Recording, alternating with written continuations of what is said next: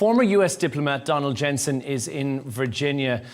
Donald, Trump says he's disappointed, but he did say he is not done with Putin. How can that be interpreted? So what's your take on that?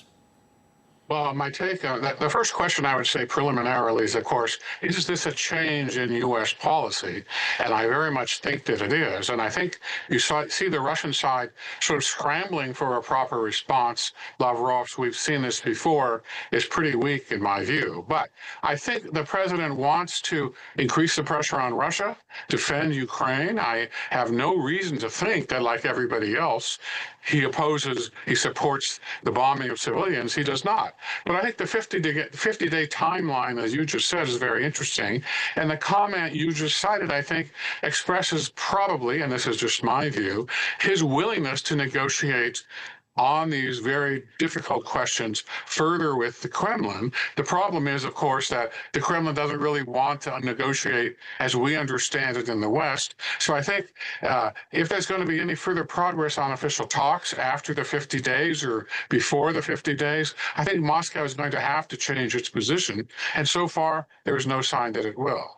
There was mention there from Dasha, you'll have heard a few moments ago, why not make it 30 days? 50 days seems an unusual figure to have gone with as well for these tariffs or this deadline. Is this somewhat of a performative deadline? Is perhaps this has been seen, as many, including Dmitry Medvedev, who said it's theatrics from the Trump camp? What do you think? Well, I think probably this is a number negotiated by the various officials in Washington that someone could all agree with, and then advise the president accordingly. I would.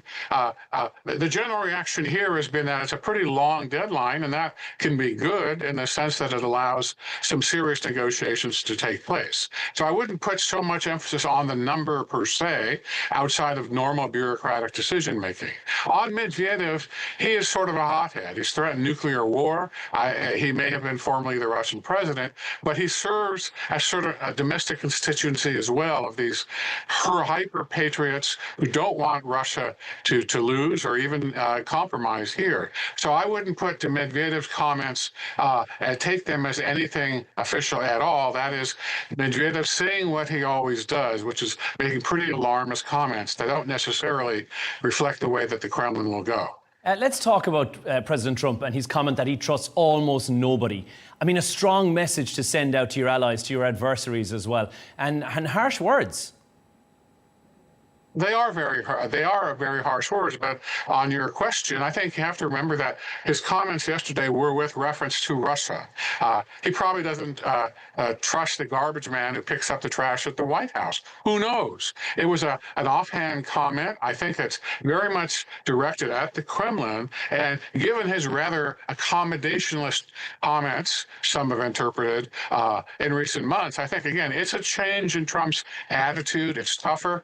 We'll have to see how this plays out. Speaking of a change, Donald, we've seen the support for NATO completely 180 and said that he supports both NATO and its common defence principle.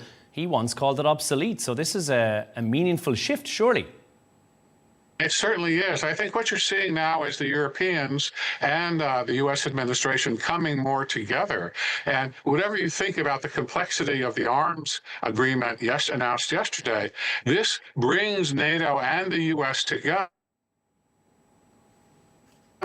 and on common defense issues in a way that it hasn't been done before. And if it takes this kind of movement of weapons and agreement and responsibility and money around, and it ends up making NATO stronger in its defense of Europe and in support of Ukraine, I think it's a good deal. We should focus on the big picture, which is that there is a deal on providing weapons to Ukraine.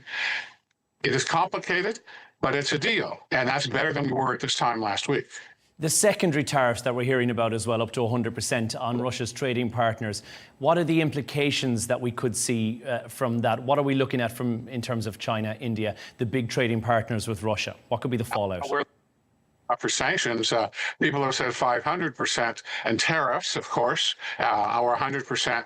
But I think you're going to see a lot more diplomatic pressure on Russia and China to comply with international sanctions that are more directly imposed on Russia. Will that work? I don't know, but it's a logical next step because, as everybody knows, Russia gets a lot of money into its treasury from these kinds of secondary deals on oil in particular with countries such as Russia and China. So I would guess that those two countries in particular are going to have to make some very tough decisions, either focus on the pressure from the United States and dealing with the financial pressure that will inflict, or make some kind of a change in their approach. And so I think the ball in some way shifts to New Delhi and to Beijing to see how they're going to respond to these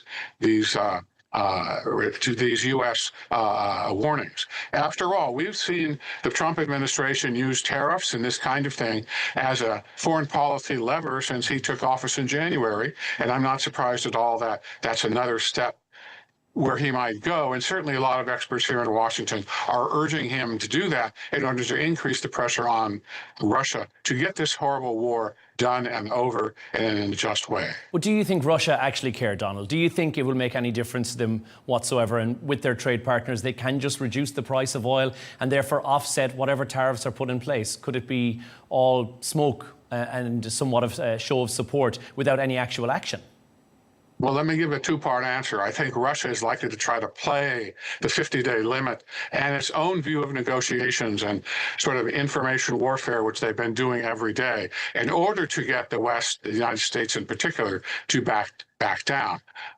The answer to my answer to your second question would be that China, Russia, India have found ingenious ways to get around the sanctions that have been in place since the first Russian invasion of Ukraine in 2014. Well, it's the same invasion. And I think you're going to see a lot of evilly clever minds try to get around these sanctions from all of those countries. So we're just going to have to see. It's not black and white. It's a continuing process. The pressure is likely to be much stronger on Russia. But again, Russia and its partners will no doubt try to circumvent them in new ways. Perhaps it's possible. Perhaps it isn't. But I think we are in a new stage of this relationship between the U.S., Russia, and Ukraine, and NATO, as you said, and that's a good thing. Donald Jensen, live in Virginia, thank you so much for joining us.